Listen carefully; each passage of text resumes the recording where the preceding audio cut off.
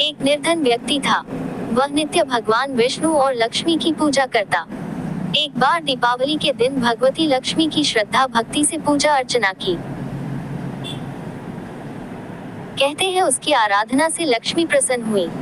वह उसके सामने प्रकट हुई और उसे एक अंगूठी भेंट देकर अदृश्य हो गई। अंगूठी सामान्य नहीं थी। उसे पहनकर जैसे ही अगले दिन उसने धन पाने की कामना की, उसके सामने धन का ढेर लग गया। वह खुशी के मारे झूम उठा। इसी बीच उसे भूख लगी, तो मन में अच्छे पकवान खाने की इच्छा हुई। कुछ ही पल में उसके सामने पकवान आ गए। अंगूठी का चमत्कार मालूम पड़ते ही उसने अपने लिए आलीशान बंगला, नौकर चाकर आदि तमाम सुविधाएं प्राप्त कर ली। वह भगवती लक्ष्मी की कृपा से प्राप्त उस अंगूठी के कारण सुख से रहने लगा।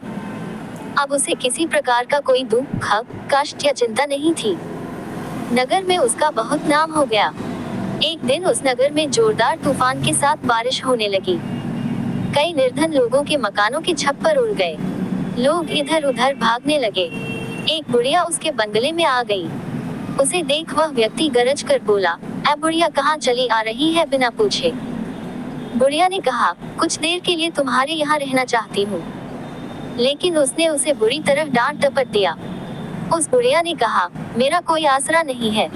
इतनी तेज बारिश में कहाँ जाऊंगी? थोड़ी देर की ही तो बात है।"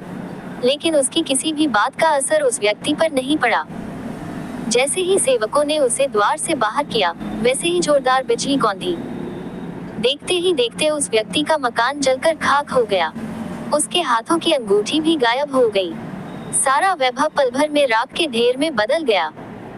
उसने आंख खोलकर जब देखा, तो सामने लक्ष्मी जी थी। जो बुढ़िया कुछ देर पहले उसके सामने दीनहीन होकर गिड़गिड़ा रही थी, वही अब लक्ष्मी जी के रूप में उसके सामने मंद मंद मुस्कुरा रही थी। वह समझ गया उसने बुढ़िया को नहीं, साक्षात लक्ष्मी जी को घर से निकाल दिया था।